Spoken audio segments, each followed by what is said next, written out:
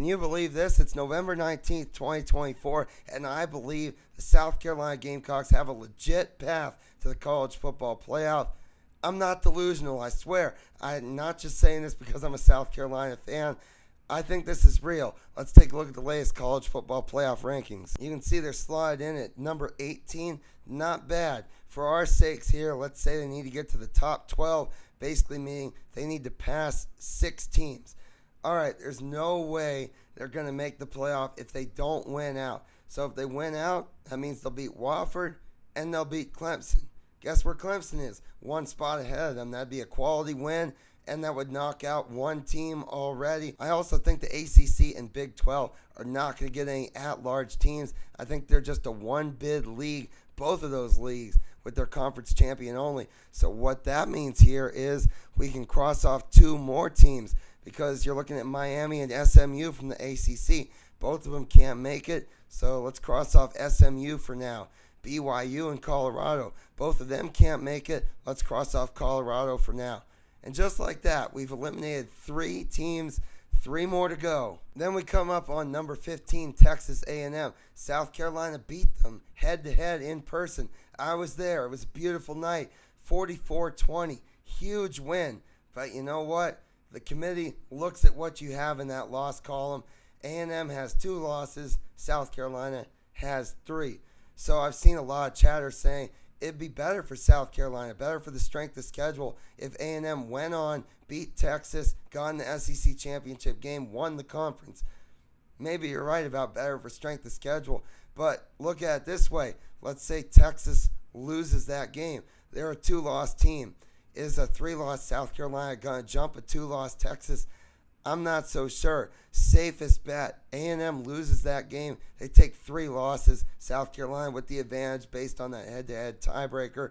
So I think we can cross off A&M. Very realistic scenario. And that's 4 of the 6 teams down now. It gets trickier the closer to the top we get. BYU basically just a placeholder for the Big 12. Somebody from that conference is going to make it. Already crossed off SMU. Boise State, they might as well be a placeholder for a group of 5 team, because some group of 5 team has to make it, whether it's Boise State, Army, Tulane, somebody else. Somebody is going to take a spot from the group of 5. Moving on, number 11, Tennessee. I think South Carolina could pass them. You got a big gaggle of 2-loss SEC teams. Right now, the committee values Tennessee the least. I think Tennessee's going to need to take another loss for South Carolina to pass them. No. Who have they got? Looking at Vanderbilt, rivalry week. Vanderbilt, obviously, we all know what they did against Alabama. They played Texas tough. Didn't play South Carolina so tough. So just imagine, if Tennessee loses to Vanderbilt, hey, committee might look at that Vanderbilt game, common opponent, as a little tiebreaker there. Here's hoping, at least, and maybe South Carolina can get the edge over Tennessee. So let's say that's 5 teams knocked down. We need 1 more. You've got Georgia slotted in at number 10. All right, Georgia's remaining schedule is UMass and Georgia Tech. Are they going to lose either one of those games? I think it's pretty unlikely. It could happen. I mean, it could happen. Let's say we have a 3-loss Georgia versus a 3-loss South Carolina. Still, I mean, Georgia beat Texas. Currently, the highest-ranked SEC team. Georgia beat Tennessee. So I do not think South Carolina would pass Georgia. Looking at Ole Miss at number 9, I don't think South Carolina can pass them guys, even if Ole Miss takes another loss somehow before the season ends. Just that 27-3 loss at Williams-Brice Stadium, ugliest loss of the year. I just don't think South Carolina and Ole Miss, if they have the same record, I don't think the Gamecocks can pass them. Running out of teams. We're looking at Miami at number 8. Again, that's our placeholder for the ACC. Somebody from that conference has to make it. Right now, Miami is the highest ranked. Really starting to run out of teams now. Number 7 is Alabama. We saw what happened back in October at Bryant-Denny Stadium. Gamecocks came so close, but not quite able to close the deal. So, right now Alabama has 2 losses. South Carolina has 3.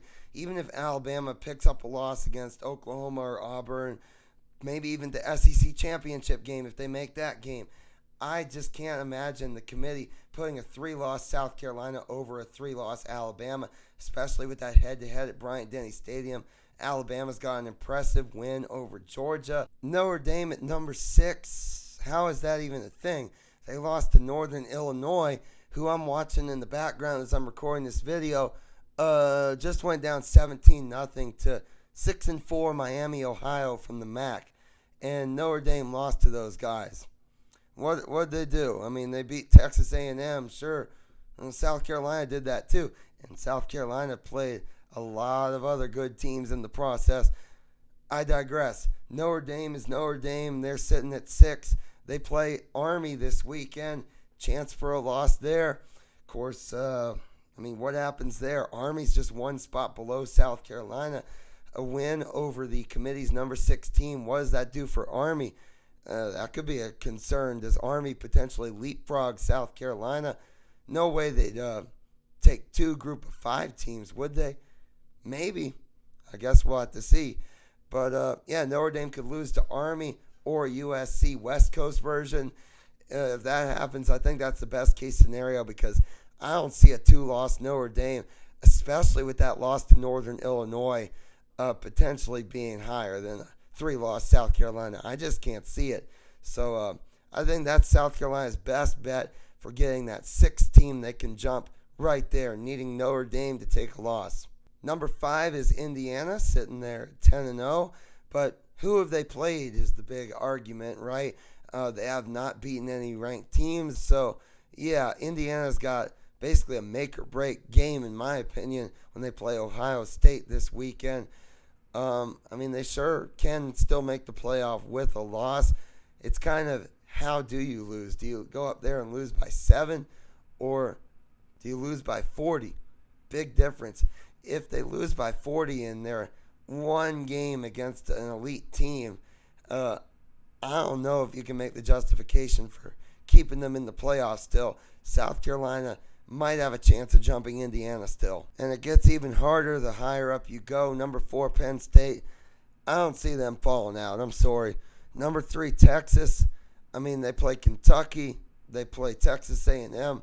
Easily could take a loss. Maybe they go to the SEC championship, take a loss there.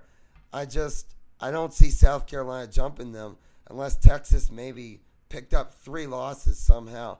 But a 2-loss Texas, I think, would stay ahead of South Carolina. And then Ohio State and Oregon, no chance. South Carolina's not jumping them. So, yeah, that's basically the lay of the land as I see it. It's a long shot. It's going to take a lot for South Carolina to make this thing. A lot is out of their control, but this weekend is very important for them. You've got Notre Dame and Indiana both playing against ranked teams. Only ranked teams remaining on both their schedules. And in my opinion, they've got to jump one or the other, either Notre Dame or Indiana, to make this thing. So they're going to need one of them to slip up. Maybe that happens this weekend. If it doesn't happen this weekend, I'm not going to be feeling as good about South Carolina's chances. But, hey, we're going to watch, see what happens. And again, all this is null and void if South Carolina can't close the deal against Wofford and Clemson coming up. But, hey, thanks for watching this video, trying out something different with some college football content. Hope you enjoyed it.